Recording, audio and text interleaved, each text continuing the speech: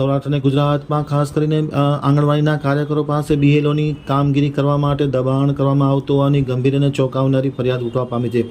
એક તરફ અપૂરતું વેતન, બીજી બાજુ આંગણવાડીના કામગીરીનો ભાર અને ત્રીજી બાજુ બીએલઓની કામગીરી માટે જે દબાણ કરવામાં આવે છે તે બિલકુલ ગેરવ્યાજબી છે. આંગણવાડીના કાર્યકર્તાઓને બીએલઓની કામગીરી આપવામાં આવતા વ્યાપક પ્રમાણમાં વિરોધ ઉઠવા પામ્યો છે. સમગ્ર રાજ્યમાં આંગણવાડીના જે એસોસિએશન છે તેમના દ્વારા વ્યાપક પ્રમાણમાં વિરોધ ઉઠવા પામ્યો છે. આવેદનપત્ર પાઠવવામાં આવ્યું છે. તેમાં ખાસ કરીને જણાવવામાં આવ્યું છે કે બીએલઓની કામગીરીના કારણે આંગણવાડીના કાર્યકરોને જે વાસ્તવમાં કામ કરવું પડે છે તેને તકલીફ થાય છે અને સમયની પણ બરબાદી થતી હોય છે.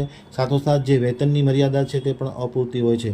એક તરફ નાયબ મામલતદાર અને મામલતદાર આંગણવાડીના કાર્યકરોને બીએલઓની કામગીરી સોંપી તેમની પાસે કડકાઈથી આ કામગીરી લેવા તત્પર બન્યા છે.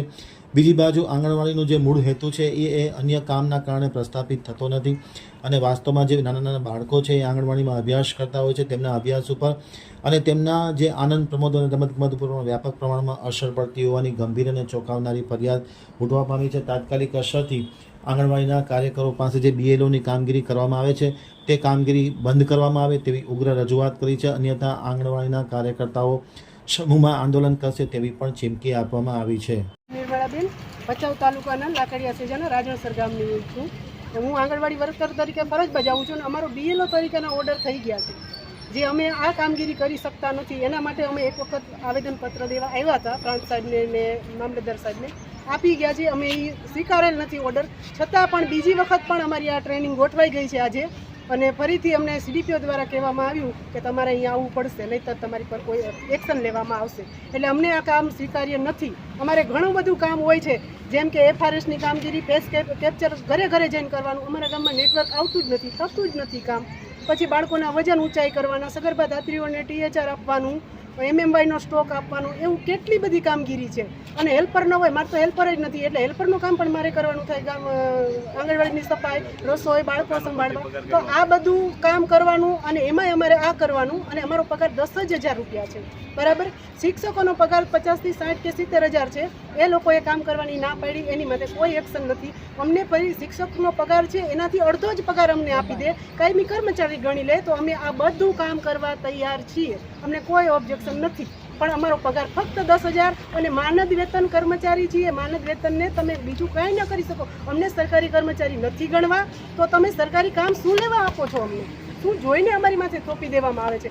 ઓફિસમાં જાય તો ન્યાય GR મુજબ કાર્યવાહી કરવામાં આવશે. અહીંયા હોય તો અમને પ્રાંત મેડમે એમ જ કીધું કે સરકાર કંઈક એક્શન લેશે, કરો. અમને હવે બીજું શું થાય? અમે ગોદડા બિસ્તરા લઈ અને અમે અહીંયા આવી જાય. અમારા ઘરના એક્શન લેશે તો તમે શું કરશો? આગળની રણનીતિ કેવી છે? અમે છે ને ગાંધીનગર જવાનું વિચારી રહ્યા છીએ. અમને જો અહીંયાથી કાંઈ ઓર્ડર આવશે અથવા તો ટીકા કરવાનું આવે અથવા તો અમારી માથે શું કહેવાય નોટિસ આપવામાં આવશે, કંઈ બી કાર્યવાહી થશે તો એનો જવાબ આપશું. અને સંગઠનમાં અમે જોડાયેલા છીએ, અમે ગાંધીનગર જશું, બરાબર. ન્યાયની અપેક્ષા છે અમારી. મોદીજી આમ બોલતા હતા કે હું તમારો ભાઈ છું, મને લેટર લખો. લેટરનો જમાનો નથી. ટ્વિટર ઉપર મેં ટ્વીટ કરેલું છે, છતાં મોદીજીનો કોઈ જવાબ નથી. મોટા મોટા કૌભાંડ થાય છે તો બધું ચલાવી લે. આંગણવાડીનું ક્યાંક પણ ટૂચકું નીકળે એટલે તરત આખું આમ ચકડોળે ચડાવી છે આંગણવાડી આમ ને તેમ. જો એટલા અમે ખરાબ છીએ તો અમારી પાસે કામ શું લેવા સારા સારા કરાવો છો? અમારે કટકી કરવાનો વારો ક્યારે આવે? તમે કાંઈ પૂરતું આપતા નથી ને ત્યારે આવે. તમે એટલા બધા પગાર લઈને બેઠા છો તો તમારા ચપરાસીનો પગાર અમારથી 7 ગણો વધારે છે ને? તમને એમ કે મહિનાના 500 રૂપિયા લે કે તમે આ બીએલઓની કામગીરી કરો, તમે કરવા તૈયાર છો? કોઈ ન કરે. રોજના 17 રૂપિયા થયા અને અમારી પાસે એવડા મોટા મોબાઈલ નથી મુક્ત. હવે કુપોષણ વધારે આવશે કે ઘટશે? આ કામ વધારે મોબાઈલ થાય છે. હા, અમારે વધારે થઈ ગયું એવું થશે ને. હવે તો કુપોષણ મુક્ત નહીં થાય દેશ આપણો. આવી રીતે જો વધારે કામ આપ્યા જ કરશે તો બહેનોમાં કુપોષણ આવી જ ગયું છે. હવે સરખી રીતે ઘરે ખાઈ પણ નથી શકતા. અમારું ઘર પણ અમે નથી વ્યવસ્થિત બાળકો ધ્યાન નથી આપી શકતા. 10,000 પગારમાં અમારે શું કરવાનું? ઘર ચલાવવું કે આંગણવાડીમાં રાશન લાવવું કે અહીંયા મિટિંગોમાં આવવું કે મિટિંગમાં આવીને ખાવું કે શું કરવું? અમારે કેટલા બહેનો છો? રજૂઆત કરવા કેટલા બહેનો આવ્યા? 50 જેવી બહેનો હશે. ટોટલ કેટલી બહેનો છે તમારી ઓફિસમાં? ટોટલ કેટલી બહેનો છે તમારા જે સેજામાં કામ કરે? કેટલી બહેનો છે? એવું નથી કે અમે એકલા નાના બાળકો વાળા હોય એમને પણ બીએલઓ નો ઓર્ડર કાઢ્યો તો બાળકને સંભાળે કે બીએલઓ માં કામ તમે 200 બહેનો માંથી આટલી બહેનો જ કેમ બાકીની બહેનો ક્યાં બીએલઓ તરીકે અમારા જ નામ આવ્યા છે એટલા માટે એ બહેનો તમારા સાથે નથી એમને ના આવે કેમ કે ઓર્ડર થી અમને મીટિંગ રાખી હતી બોલાયા હતી એમની નોકરી ત્યાં આંગણવાડીમાં બોલતી હોય એટલે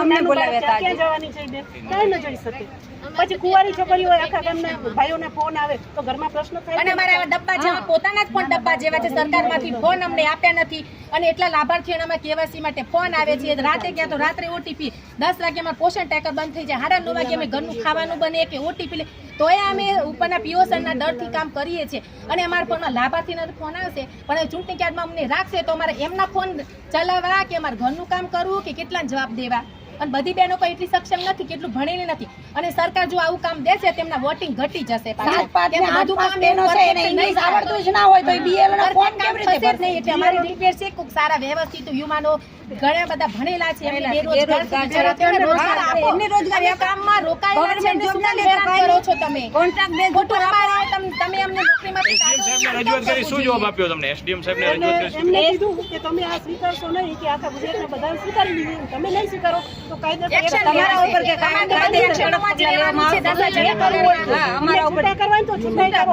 અને બેરોજગાર માણસો છે એમને આવું કામ કરો તો હર કાયદેસરના પગલા જે લેવામાં આવે